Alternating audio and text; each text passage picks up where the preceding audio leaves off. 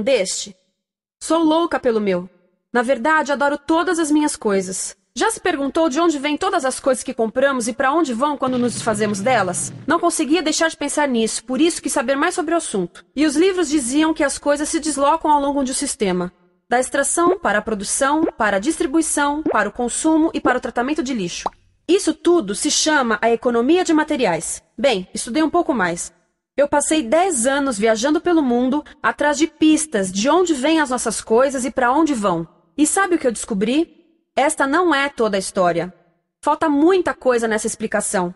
Em primeiro lugar, neste sistema parece que está tudo bem, sem problemas. Mas, na verdade, é um sistema em crise, porque trata-se de um sistema linear, e nós vivemos num planeta finito, e não se pode gerir um sistema linear num planeta finito, indefinidamente. Em todas as suas etapas, este sistema interage com o mundo real. A vida real não acontece numa página em branco. Interage com sociedades, culturas, economias, o ambiente. E durante as etapas, a vida vai se chocando contra seus limites. Limites que aqui não vemos porque o diagrama está incompleto. Então, voltemos atrás para preencher alguns espaços e ver o que falta. Uma das coisas mais importantes em falta são as pessoas. Sim, pessoas. As pessoas vivem e trabalham em todas as etapas desse sistema, onde algumas são um pouco mais importantes que outras. Algumas têm maior poder de decisão. Quem são elas? Comecemos pelo governo. Meus amigos dizem que eu devia usar um tanque para simbolizar o governo, e isso é uma realidade em muitos países, e cada vez mais também no nosso. Afinal, mais de 50% dos nossos impostos vão para os militares. Mas vou usar uma pessoa para simbolizar o governo, porque acredito nos valores e na visão de que o governo deve ser das pessoas, pelas pessoas, para as pessoas. A função do governo é olhar por nós, cuidar de nós. Esse é o seu trabalho. Depois vem as corporações. O que leva as corporações a parecerem maiores que o governo é porque elas são maiores que o governo. Atualmente, entre as 100 maiores economias da Terra, 51 são corporações.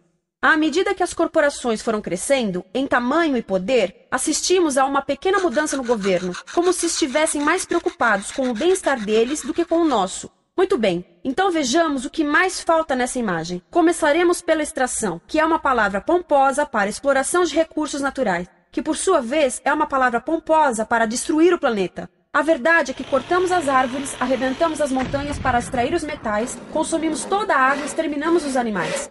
Aqui enfrentamos o nosso primeiro limite. Estamos ficando sem recursos naturais. Estamos utilizando demasiados materiais. Sei que isto pode ser difícil de ouvir, mas é a verdade. Por isso temos que lidar com isso. Durante apenas as 3 últimas décadas, foram consumidos 33% dos recursos naturais do planeta. Desapareceram. Cortamos, minamos, perfuramos e destruímos o planeta tão depressa que estamos debilitando a capacidade do planeta para sustentar o nosso modo de vida. Onde eu vivo, nos Estados Unidos, resta-nos menos de 4% da nossa floresta original. 40% dos cursos de água estão impróprios para o consumo. E o nosso problema não é apenas estarmos utilizando demasiados recursos, mas o fato de estarmos utilizando mais do que a nossa parte. Temos 5% da população mundial, mas usamos 30% dos recursos mundiais. Se todos consumissem ao ritmo dos Estados Unidos, precisaríamos de 3 a 5 planetas. E sabem uma coisa? Só temos um. Então, a resposta do meu país a essa limitação é simplesmente ir tomar dos outros. Este é o terceiro mundo, que alguém dirá tratar-se apenas de uma expressão para designar o local para onde foram as nossas matérias-primas. E o que é que acontece? A mesma coisa, destruição do local. 75% das zonas de pesca do planeta estão sendo exploradas ao máximo ou além da sua capacidade. Desapareceram 80% das florestas originais do planeta. Só na Amazônia perdemos 2.000 árvores por minuto. O equivalente a um campo de futebol por minuto. Então, e as pessoas que vivem aqui?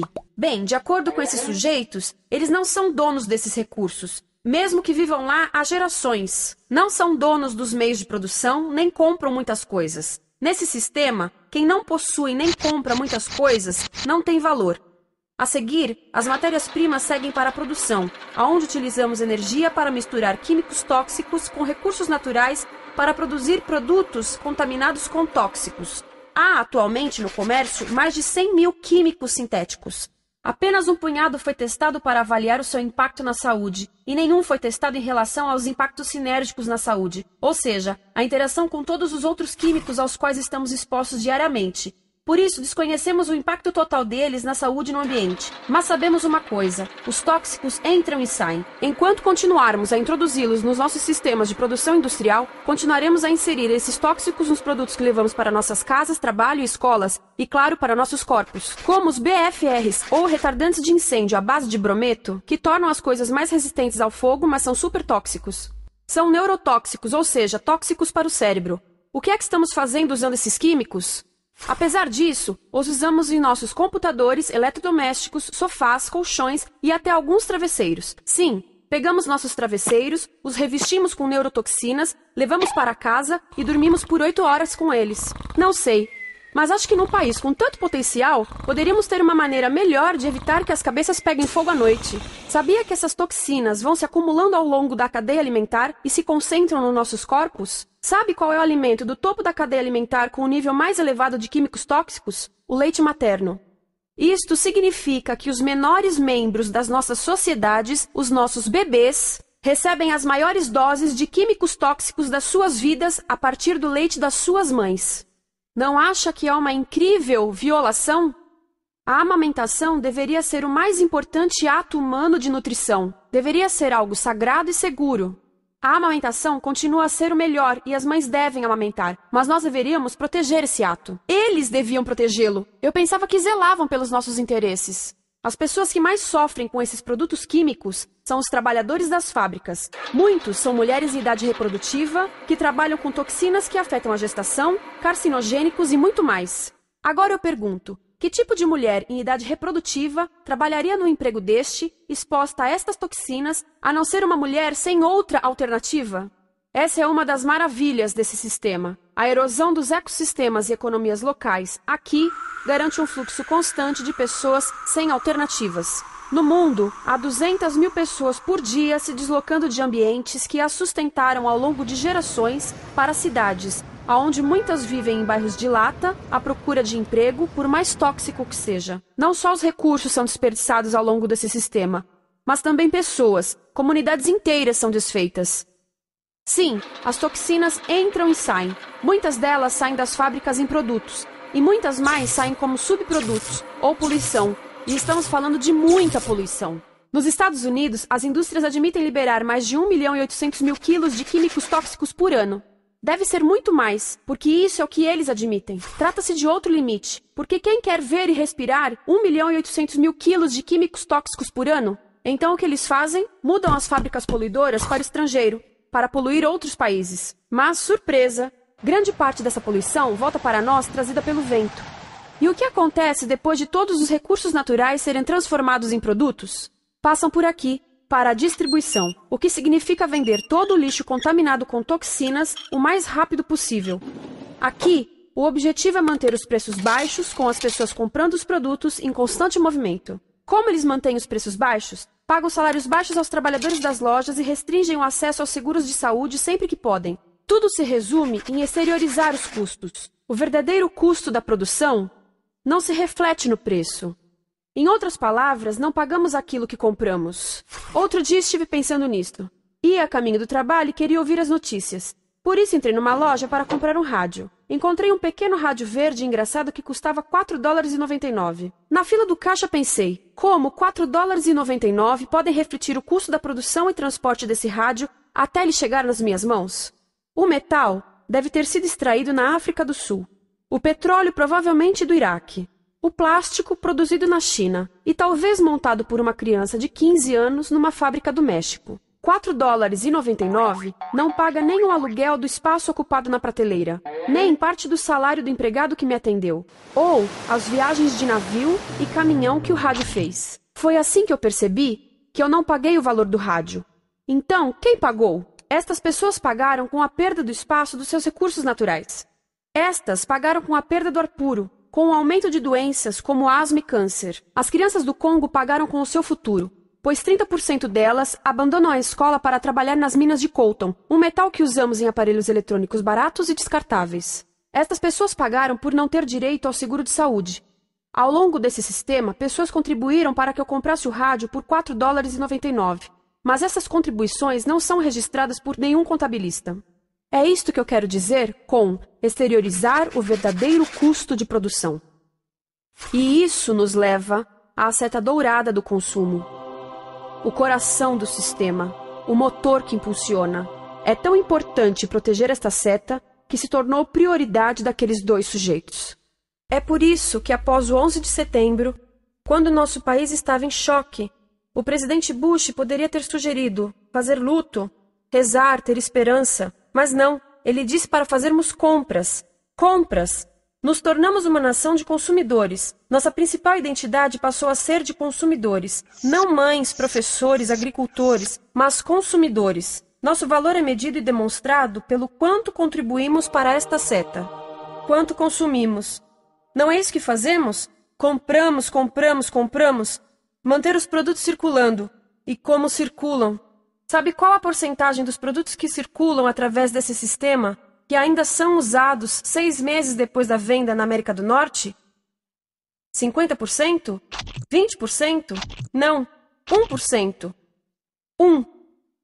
Em outras palavras, 99% das coisas que nós cultivamos, processamos, transformamos, 99% das coisas que percorrem o sistema são lixo em menos de 6 meses. Como é que podemos gerir um planeta com esse nível de rendimento? Mas não foi sempre assim. Hoje, o consumidor médio americano consome o dobro que há 50 anos. Pergunte à sua avó. No tempo dela, a boa gestão, a engenhosidade e a poupança eram valorizados. Então, como é que isso aconteceu? Bem, não aconteceu simplesmente. Foi planejado. Pouco depois da Segunda Guerra Mundial, estes sujeitos estudavam a forma de impulsionar a economia. O analista de vendas Victor Lebow articulou a solução que se tornaria a norma de todo o sistema. Ele disse: a nossa enorme economia produtiva exige que façamos do consumo a nossa forma de vida, que tornemos a compra e uso de bens em rituais, que procuremos a nossa satisfação espiritual, a satisfação do nosso ego no consumo. Precisamos que as coisas sejam consumidas, destruídas, substituídas e descartadas a um ritmo cada vez maior. O conselheiro econômico do presidente Eisenhower disse: o principal objetivo da economia americana é produzir mais bens de consumo. Mais bens de consumo? O nosso principal objetivo? Não é providenciar cuidados médicos, ou educação, ou transportes seguros, ou sustentabilidade, ou justiça? Bens de consumo? Como é que eles nos fizeram adotar esse sistema de forma tão entusiástica? Bem, 2 das suas estratégias mais bem-sucedidas são a obsolescência planejada e a obsolescência perceptiva. A obsolescência planejada é uma outra forma de dizer criado para ir para o lixo. Eles fazem as coisas de modo que sejam inúteis tão rápido quanto possível para jogarmos fora e voltarmos a comprar. Isso é óbvio em sacolas ou copos de plástico, mas verifica-se isso em coisas maiores como esfregões, DVDs, máquinas fotográficas, churrasqueiras, quase tudo, até computadores. Já reparou que quando compra um computador, a tecnologia muda tão rápido que em poucos anos se torna quase um impedimento para a comunicação? Fiquei curiosa e abri um desses computadores para ver o que tinha dentro, e descobri que a peça que se muda a cada ano é apenas uma pecinha no canto. Mas não se pode mudar apenas essa peça, porque cada nova versão tem um formato diferente. Tem que jogar tudo fora e comprar um novo. Estive lendo sobre o design industrial da década de 50, quando a obsolescência planejada começou a aparecer. Esses designers eram muito claros sobre o assunto. Chegavam a debater quão rápido conseguiam que um aparelho avariasse, mas de modo que o consumidor mantivesse fé suficiente para ir comprar outro. Foi tão intencional, mas as coisas não avariam suficientemente rápido para manter essa seta funcionando. Por isso existe também a obsolescência perceptiva. A obsolescência perceptiva nos convence a jogar fora coisas que ainda são perfeitamente úteis. Como fazem isso?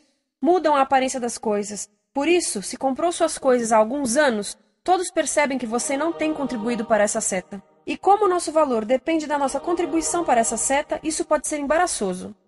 Por exemplo, se eu tiver o mesmo monitor de computador gordo e branco na minha mesa por 5 anos e a minha colega tiver comprado um computador novo, ela vai ter um monitor plano brilhante que combina com o computador, com o celular e até com as canetas. Ela parece estar operando uma nave espacial e eu pareço que tenho uma máquina de lavar na mesa. A moda é outro bom exemplo. Já se perguntou por que os saltos dos sapatos das mulheres passam de largos para finos num ano e no próximo de finos para largos? Não é por haver um debate sobre qual deles é mais saudável. É porque usar saltos largos num ano de saltos finos mostra que você não contribuiu recentemente para a seta. Por isso não vale tanto quanto a pessoa com saltos finos ao seu lado, ou em um anúncio. É para comprarmos sapatos novos. A publicidade e a mídia em geral têm um papel importante nisto. Cada um de nós nos Estados Unidos é bombardeado com mais de 3.000 anúncios por dia. Vemos mais publicidade num ano do que as pessoas há 50 anos viam em toda a vida. Qual é o objetivo de um anúncio se não nos fazer infelizes com o que temos? Por isso, nos dizem 3.000 vezes por dia que nosso cabelo está errado, nossa pele, nossa roupa, nossos móveis, nossos carros, nós estamos errados. Mas tudo se resolve se formos às compras. A mídia também ajuda a esconder tudo isto e isto. Por isso, a única parte da economia que vemos são as compras. A extração, produção e envio para o lixo acontecem fora do nosso campo de visão. Por isso, nos Estados Unidos, temos mais coisas do que tivemos antes, mas pesquisas mostram nossa felicidade declinando. Nossa felicidade teve seu pico na década de 50, a mesma época em que a febre consumista explodiu. Coincidência interessante. Acho que sei o porquê. Temos mais coisas, porém menos tempo para o que realmente nos faz felizes. Amigos, família, tempo livre. Estamos trabalhando mais do que nunca. Analistas dizem que não temos tão pouco tempo livre desde a sociedade feudal. E sabem quais são as duas atividades que mais fazemos no pouco tempo livre que temos?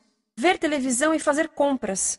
Nós, americanos, passamos 3 a 4 vezes mais tempo comprando do que os europeus. Assim, nessa situação ridícula, vamos trabalhar talvez em 2 empregos, e quando chegamos em casa exaustos e sentamos no sofá novo para ver televisão, os anúncios dizem que não prestamos, então vamos às compras para nos sentirmos melhor. Depois trabalhamos mais para pagar o que compramos e chegamos em casa mais cansados, vemos mais televisão que nos diz para fazermos compras outra vez, e estamos nesse ciclo de trabalhar, ver, comprar, e podíamos simplesmente parar. Então, no final, o que acontece a todas essas coisas que compramos? Nesse ritmo de consumo, não cabe tudo em casa, apesar do tamanho médio das casas ter duplicado nesse país desde os anos 70. Vai tudo para o lixo, e isso nos leva ao tratamento do lixo. Essa é a parte da economia de materiais que conhecemos melhor, porque nós temos de levar o lixo até a esquina. Cada americano produz 2 quilos de lixo por dia, o dobro do que fazíamos há 30 anos. Todo esse lixo ou é despejado num aterro, que é um grande buraco no chão, ou ainda pior, primeiro é incinerado e depois despejado no aterro. As duas formas poluem o ar, o solo, a água, sem esquecer que alteram o clima. A incineração é realmente ruim. Lembra daqueles tóxicos da fase da produção? Bem, queimar o lixo libera esses tóxicos no ar. Pior ainda, produz supertóxicos novos, como a dioxina. A dioxina é a substância mais tóxica feita pelo homem, e os incineradores são a principal fonte de dioxina. Isso significa que podemos parar a principal fonte da mais tóxica substância conhecida e feita pelo homem, simplesmente parando de queimar o lixo. E podemos parar hoje. Algumas empresas não querem criar aterros e incineradores aqui. Por isso, também exportam os resíduos. Então, e a reciclagem? A reciclagem ajuda? Sim, a reciclagem ajuda. Ela reduz o lixo nessa extremidade e depois reduz a pressão para minerar e colher mais nessa extremidade. Sim, todos devemos reciclar, mas reciclar não é o suficiente. Reciclar nunca será suficiente, por 2 razões. Primeiro, o lixo que vem das nossas casas é apenas a ponta do iceberg. Para cada saco de lixo que deixamos na esquina, 70 sacos de lixo são criados anteriormente, só para fazer o lixo desse saco que deixamos na esquina. Assim, mesmo que pudéssemos reciclar 100% do lixo das nossas casas, não se chegaria ao coração do problema. Além disso, grande parte do lixo não pode ser reciclado, ou porque contém demasiados tóxicos, ou porque é criado de início para não ser reciclável, como aquelas caixas de suco, que têm as camadas de metal, papel e plástico, todas coladas. Não dá para separar essas camadas para reciclá-las. Como se vê, é um sistema em crise. Por todo o percurso, estamos batendo em limites, do clima em mudança ao decréscimo da felicidade. Simplesmente não está funcionando. Mas a parte boa de um problema tão generalizado é haver tantos pontos de intervenção. Há pessoas trabalhando aqui salvando florestas, e aqui na produção limpa. Pessoas trabalhando em direitos do trabalho, em comércio justo, em consumo consciente, no bloqueio de aterros e incineradores. E muito importante, em recuperar o nosso governo, para que seja realmente pelas pessoas e para as pessoas. Todo esse trabalho é criticamente importante, mas as coisas vão realmente começar a se mover quando enxergarmos as ligações, quando enxergarmos o panorama geral. Quando as pessoas ao longo do sistema se unirem, poderemos reivindicar e transformar esse sistema linear em algo novo, um sistema que não desperdice recursos ou pessoas, porque aquilo de que precisamos nos livrar é da antiga mentalidade de usar e jogar fora. Há uma nova escola de pensamento nesse assunto, e é baseada em sustentabilidade e equidade, química verde, zero resíduos, produção em ciclo fechado, energia renovável, economias locais vivas, já está acontecendo. Há quem diga que é irrealista, idealista, que não pode acontecer. Mas eu digo que quem é irrealista são os que querem continuar pelo velho caminho. Isso é que é sonhar. Lembre-se que a velha forma não aconteceu por acaso. Não é como a gravidade que temos que conviver. As pessoas a criaram, e nós também somos pessoas. Por isso, vamos criar algo novo.